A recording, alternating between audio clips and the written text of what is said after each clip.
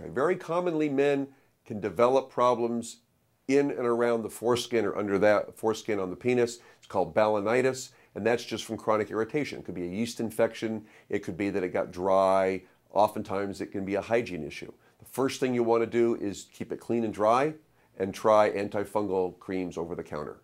If it continues to be a problem, then you probably should see a urologist who can assess to determine whether or not there's something more serious.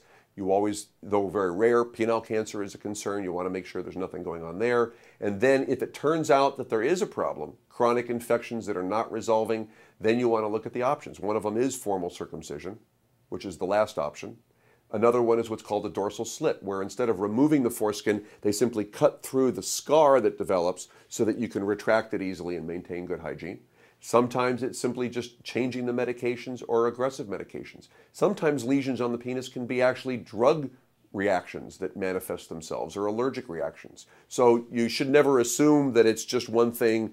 You know, if you've got recurrent infections, don't just jump right to circumcision. You want to know why you're getting the infections. Maybe it's the first warning sign of being diabetic.